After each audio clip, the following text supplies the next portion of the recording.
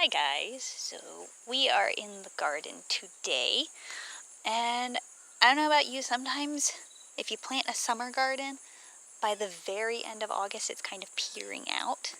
Not so with ours, at least not this year. We planted marigolds in our raised beds this year, and it did something. I feel like we've had better success with our garden this year because we planted marigolds. Like, we planted the little dinky marigolds that you buy at the store where there's like one bloom out of the little planter thing, and that's like it. And look what they've grown into. Here's my hand for size reference. They've gotten so big. It's ridiculous.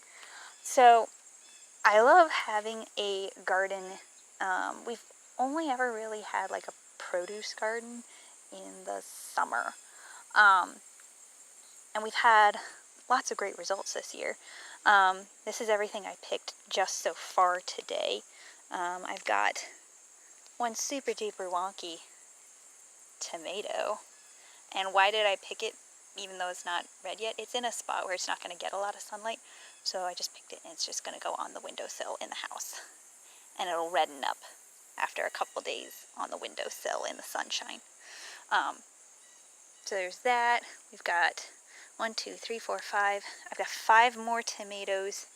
1 or 2 big ones, and then the rest are like kind of medium size, like baseball size. I have 1 ear of corn.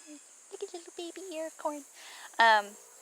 We've done full-sized corn before, but it's been a couple years.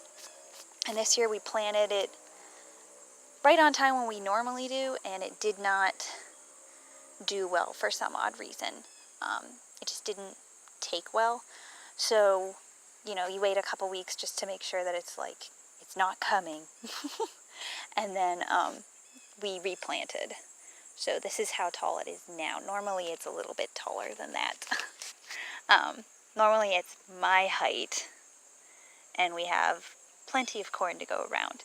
But this year has been a weird year for corn. So we do have some ears of corn, but you don't pick the ears of corn until the silk on the top is that dark brown, like the ear I just showed you.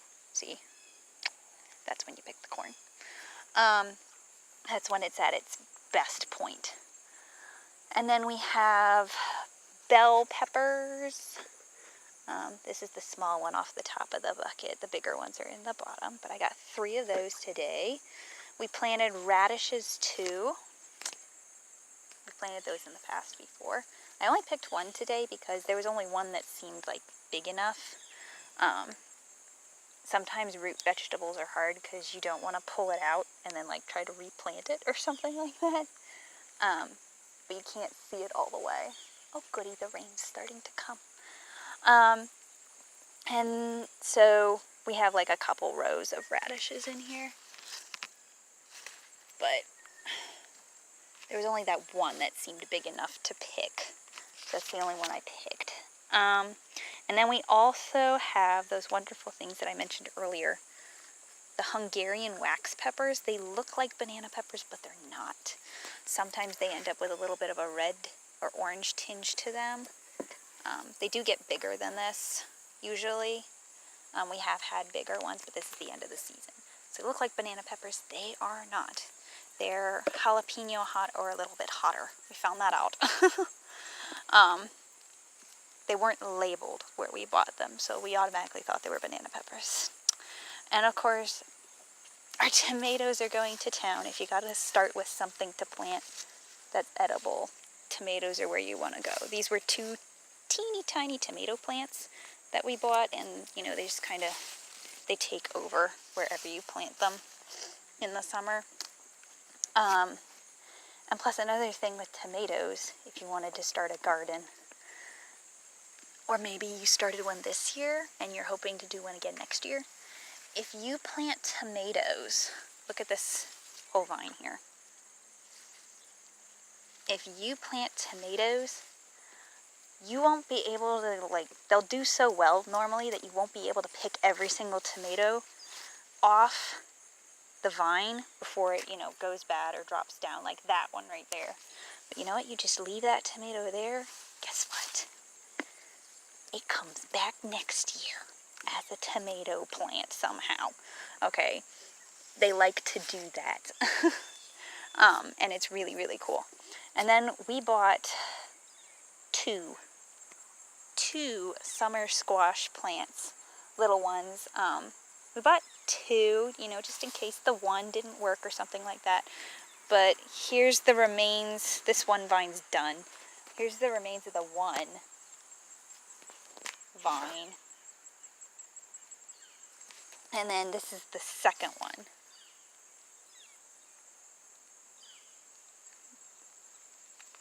Boop. And look at these great big squash that I still have to pick.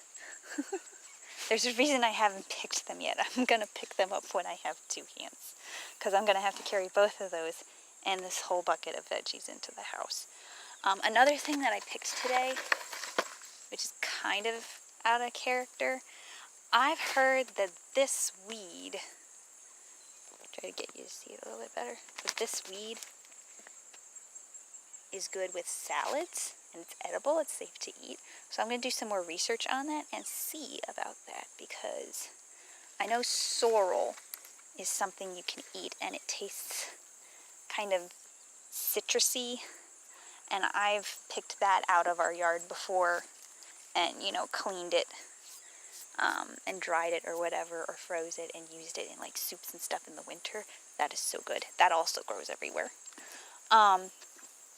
But then the only other thing I think is the celery. We planted celery this year. We've never done celery before.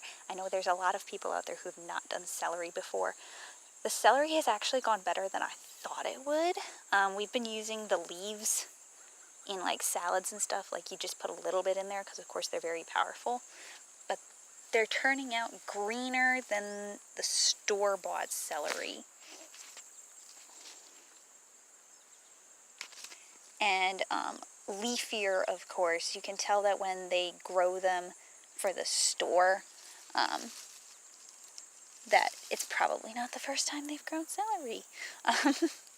But you can tell there's like so much leaves, and the stems don't seem like a lot, but if you pick them, like we cut them, it's better to cut them than just break them off clean. If you pick them or cut them, and then you take them in and you clean them, and then you eat them pretty soon after you pick them, some of them actually taste kind of sweet.